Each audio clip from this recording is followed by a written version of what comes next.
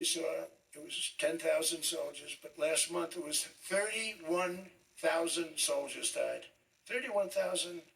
That's this room times the number of people in this room times 30. Think of it. 30,000 soldiers died in 1 month.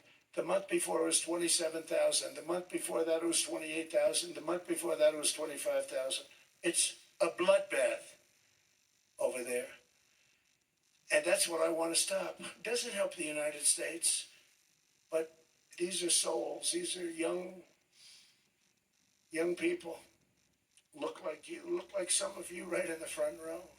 They go to war, their parents are so proud. Oh, there he goes, comes back. 2 weeks later, they get a call, your son's head's been blown off. I want to stop it. It's a horrible war. It's the worst since World War II. They keep going, they'll exceed World War II. The numbers are staggering, how many people they've lost. They don't want to talk about it. Ukraine and Russia lost just tremendous amounts. And I'm dealing with President Putin, and he wants to make a deal, I believe. I'm dealing with President Zelensky, and I think he wants to make a deal. I'm meeting him today. He might be in the audience right now. But they got to get that war stopped because too many people are dying, needlessly dying. Too many souls are being lost. It's the only reason I'm interested in doing it.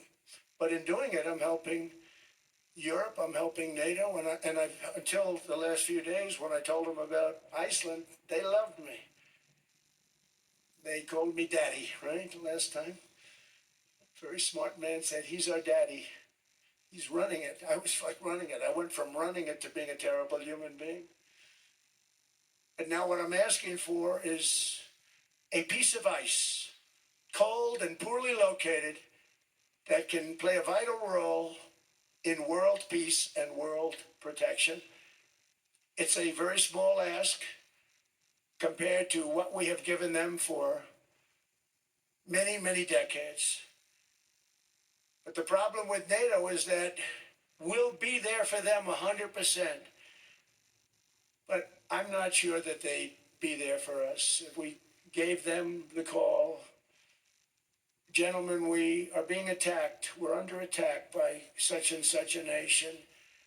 I know them all very well. I'm not sure that they'd be there. I know we'd be there for them. I don't know that they'd be there for us. So with all of the money we expend, with all of the blood, sweat, and tears, I don't know that they'd be there for us. They're not there for us on Iceland, that I can tell you. I mean, our stock market took the first dip yesterday because of Iceland. So Iceland's already cost us a lot of money. But that dip is peanuts compared to what it's gone up. And we have an unbelievable future in that stock. That stock market is going to be doubled. We're going to hit 50,000, and that stock market's going to double in a relatively short period of time because of everything that's happening. But this is a good example. After giving NATO and European nations trillions and trillions of dollars in defense, they buy our weapons. We make the greatest weapons in the world, but now we're going to make them faster, much faster. You saw that. I put a cap on the salaries. Then I put no buybacks, no stock buybacks, no various other things that they were doing.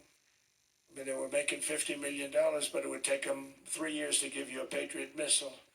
I said, that's not good. My chauffeur can do a better job than that, and he makes slightly less than 50. They make big salaries. If they're going to make those big salaries, they're going to have to produce a lot faster. The good news is we have the greatest equipment in the world. Now we're going to start making it a lot faster. They're going to build additional plants.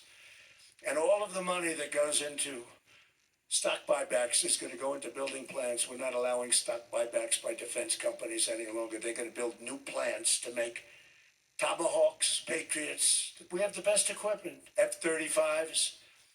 F-47, the new one just coming out. They say it's the most devastating plane, fighter jet ever. Who knows? They called it 47. If I don't like it, I'm going to take the 47 off it. I wonder why they called it 47. We'll have to think about that. But if I don't like it, I'm going to take that 47 off.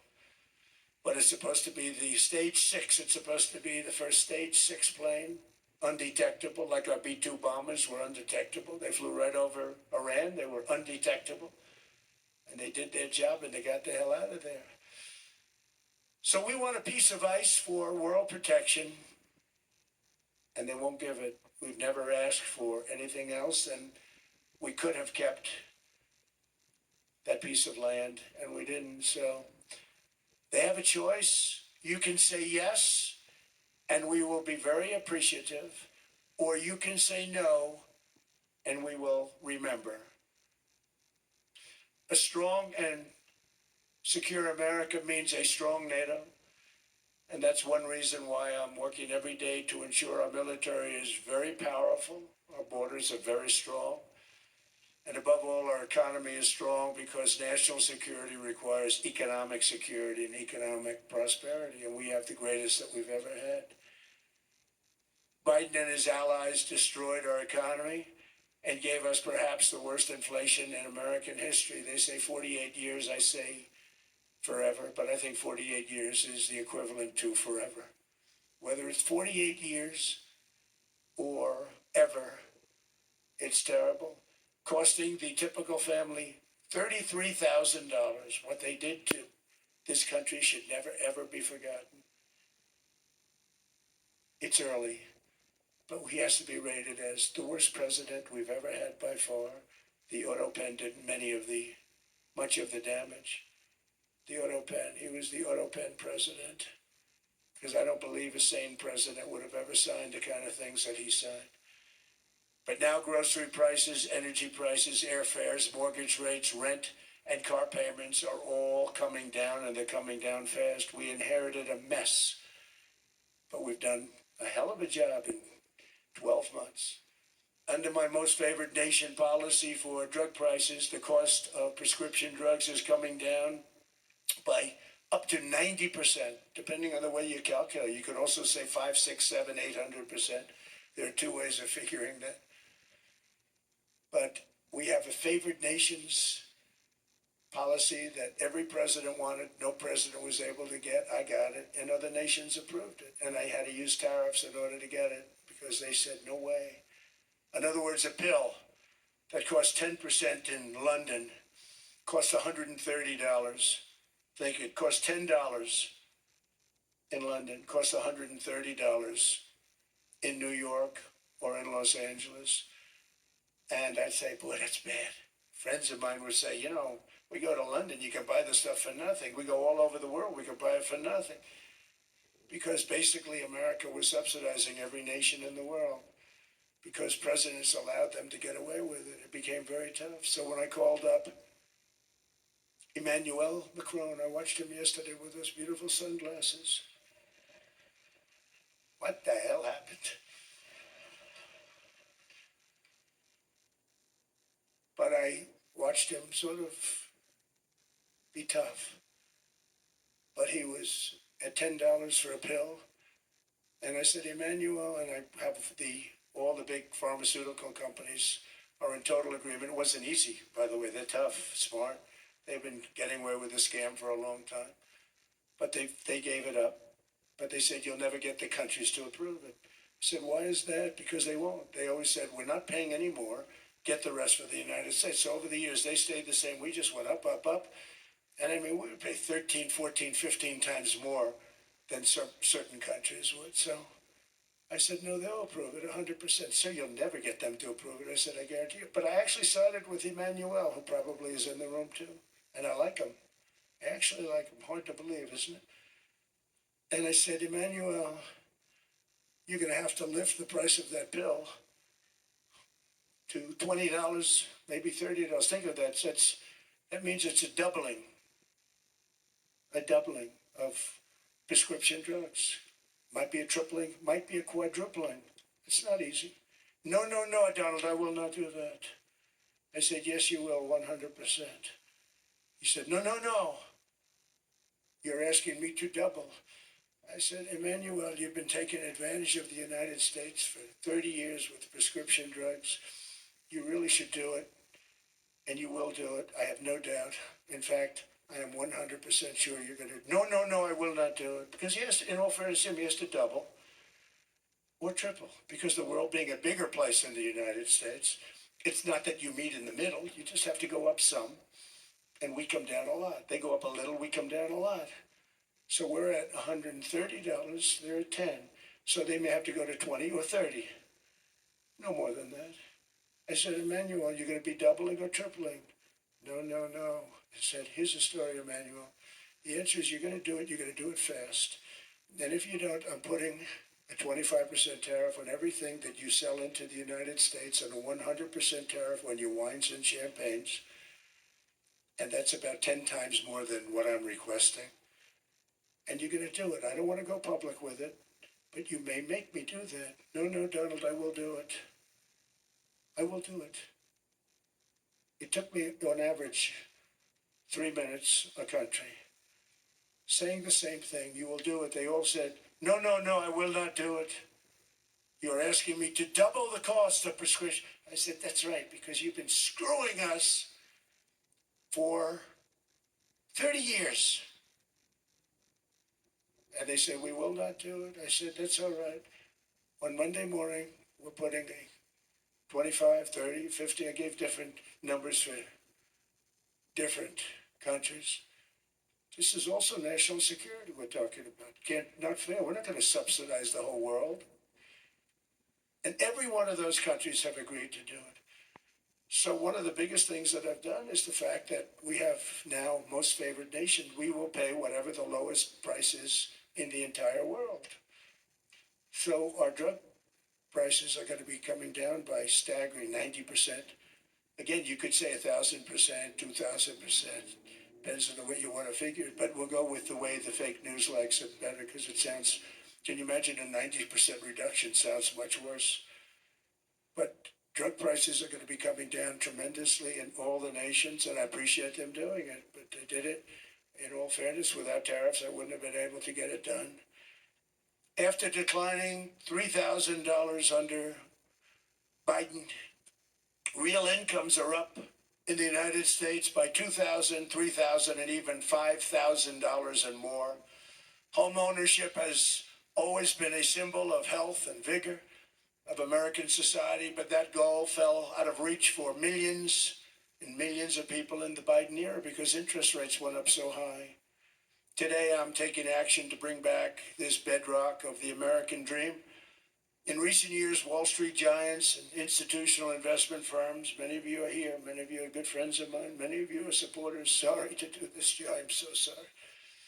But you've driven up housing prices by purchasing hundreds of thousands of single-family homes, and it's been a great investment for them.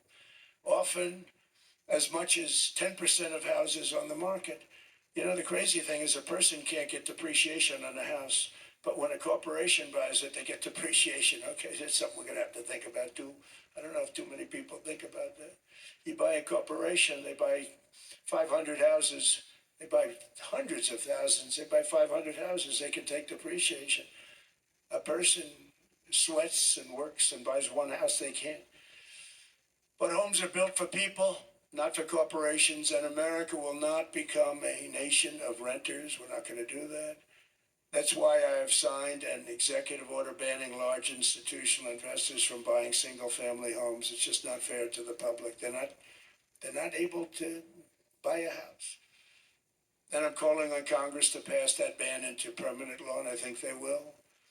One of the biggest barriers to saving for a down payment has been surging credit card debt.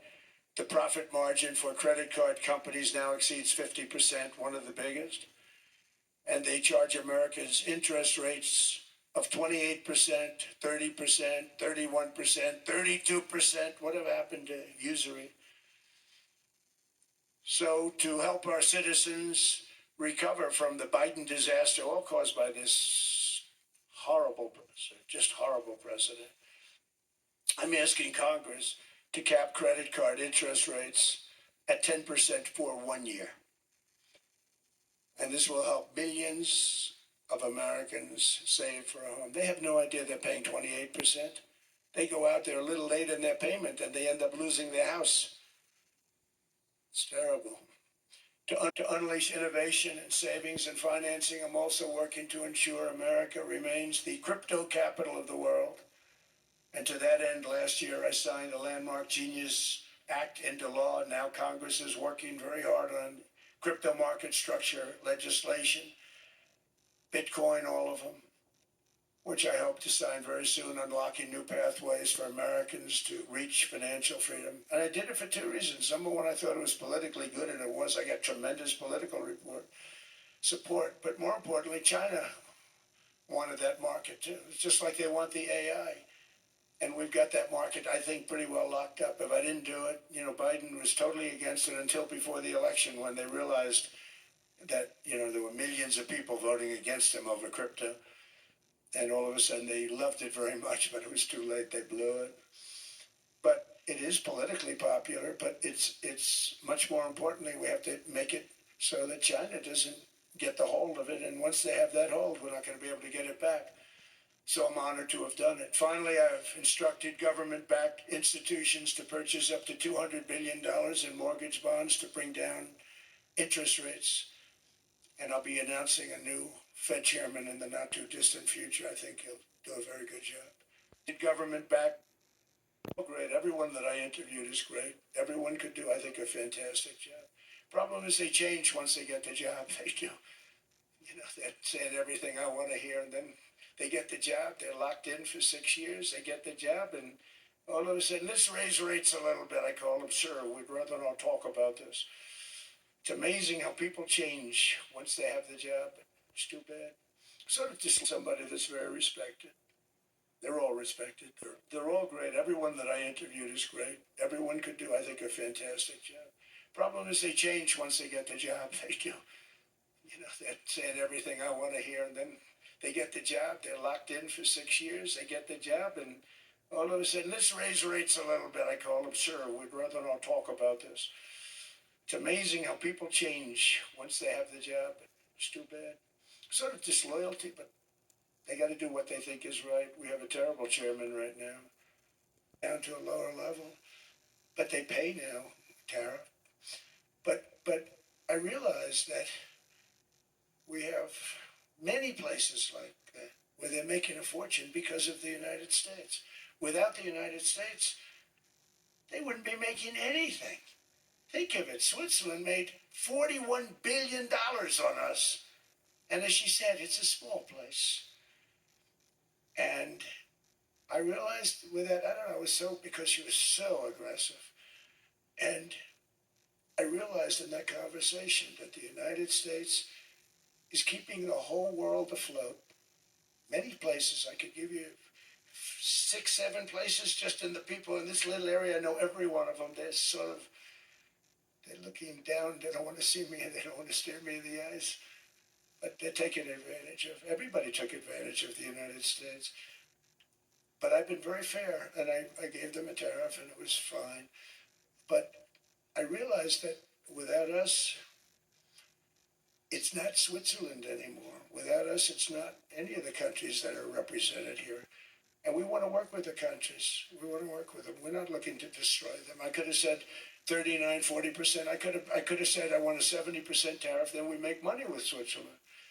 But Switzerland would have been probably destroyed, financially destroyed. I don't want to do that.